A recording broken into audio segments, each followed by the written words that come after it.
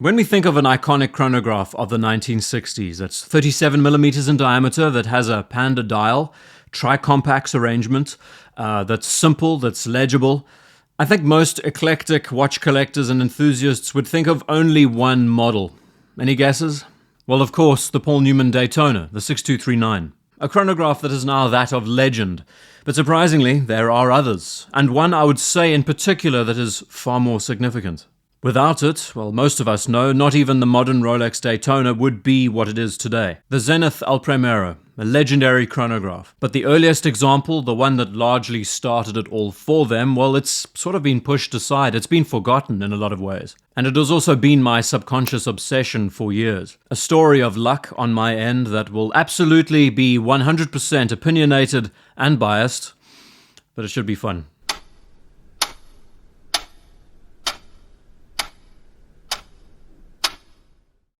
I feel like I haven't been truthful with everyone here. While I've spent time talking about Omega, Tudor, Rolex, Longines, and others, behind the scenes, I've been having a secret affair, an obsession.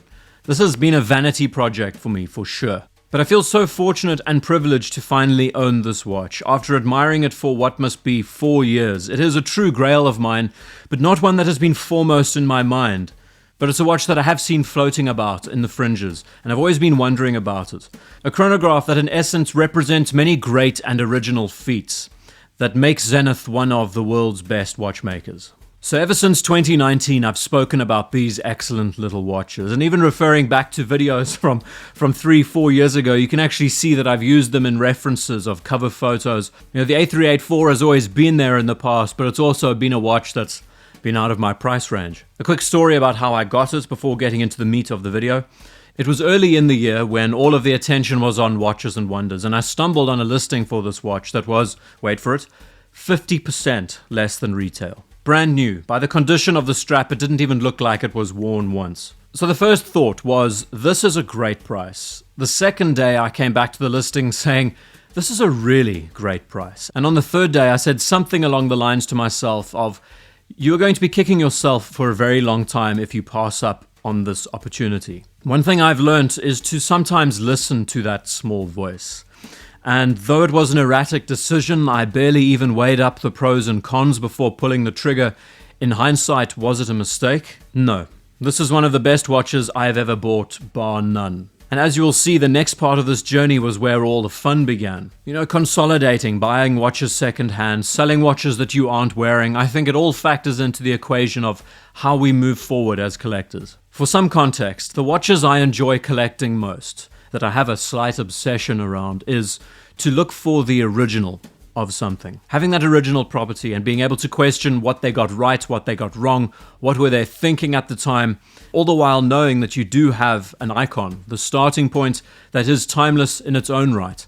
It's very satisfying as an enthusiast. So for Zenith, with what is arguably their most iconic name, saying that you own the El Primero, the earliest prototype and the first model that was ever marketed. You know, the Primero, if you want to really get technical, that is something special to me. And from that, I see it a lot more as a product and what it represents for the history of the brand. And I think there is something that can be a take-home from that. First impressions, the build quality of the watch, second to none.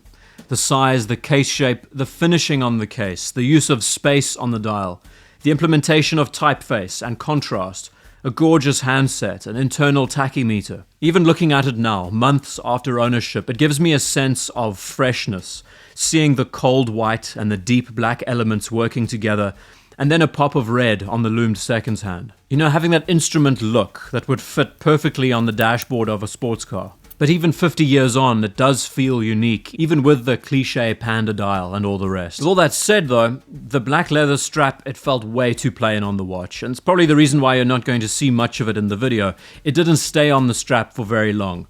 And from there it was the typical journey of trying to find the ideal strap combination. Beige, grey, black, brown.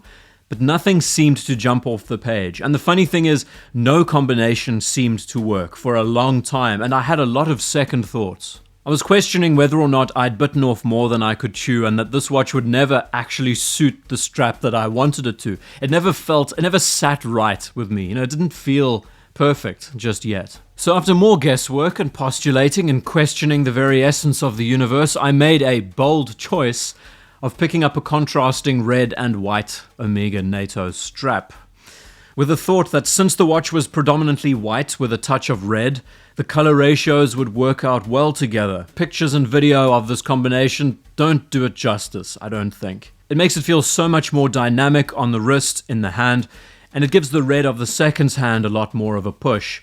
It feels like the kind of color scheme you would see on a 1960s sports car, Marlboro red, that whole livery. I'm also weird in that way that I wear deployants on my Nato straps, so the strap will last for a long time. It will also put up with climate changes and conditions unlike leather straps, and now it will last even longer with a clasp, making it fit all the more comfortably, and it feels a lot more tailored. That's the story of how I made this A384 feel a lot more unique and built for me, and it's made a world of difference when it comes to the wearing experience. But from a build point of view, this is an absolutely fantastic watch.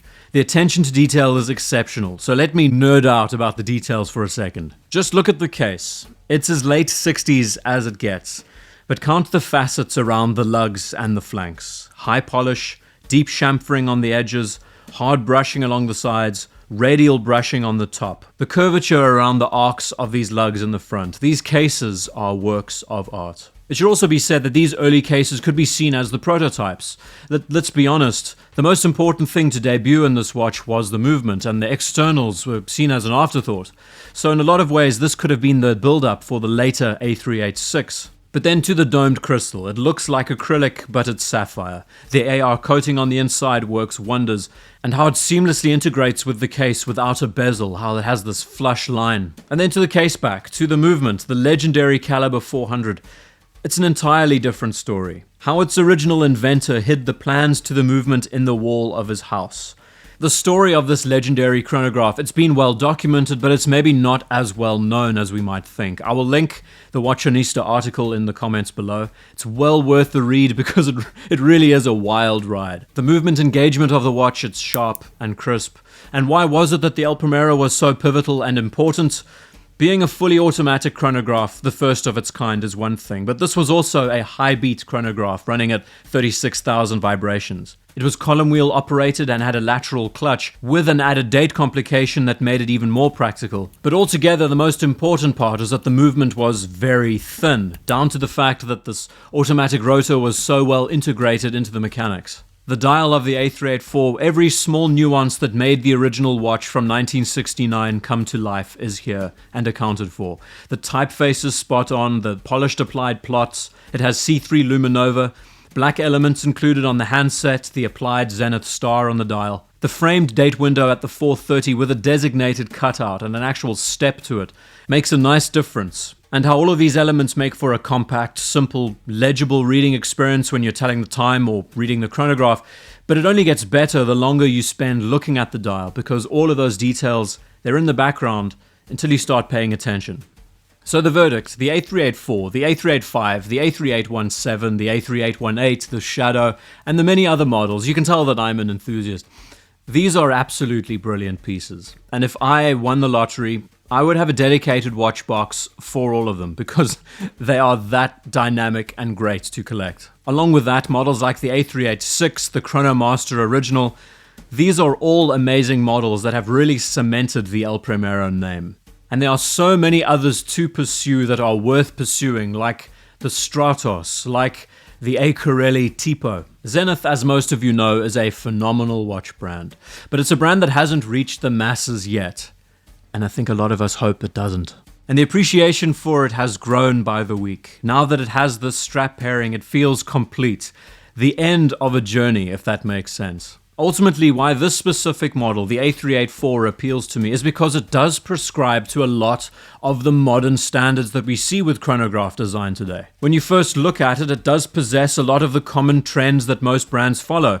The simple panda dial with quite a universal size, a case that's neither 60s nor 70s, but also manages to somehow break away from that typical mold and to be something else. On the outside, it does come across looking like a typical panda dial chronograph, which makes it far more ideal and versatile as a daily wearer, which is how I've been enjoying it. If it wasn't for the El Primero, where would Zenith as a brand be today? And where would half the popular manufacturers who rely on chronograph movements be?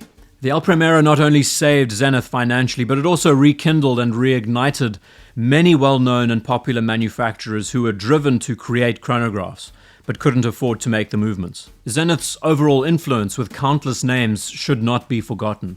But for me, this watch in a lot of ways proves that you can be in this hobby for a lot more than just looks. There's a lot more under the surface. Beyond a great, sometimes head-scratching design is a history. In the case of the A384, a well-documented history. There are some great examples of watches out there that, beyond the advertising, well, they represent a lot more. And the real beauty is that hardly anyone knows anything about them. It's been a really fun journey, and it's a true privilege to say that I own this watch and I can talk about it and share it on the channel. This just feels like the perfect intersection for what I like doing and pursuing and talking about, where design and history meet with the origins of a watch, and a significant watch at that, representing a very important movement that's influenced the entire watch industry. All the while wearing a 50-year-old design that feels so well thought about, detailed, considered, made by a name that is well respected. And it makes me laugh because this is right in line with a watch like the Paul Newman Daytona, which has done nothing apart from look good on an actor's wrist, where this piece has genuine history and development behind it that made such a big impact and difference. Why isn't this in the annals of history of being one of the most important chronographs to have ever existed? It's just not appreciated as much. It's crazy.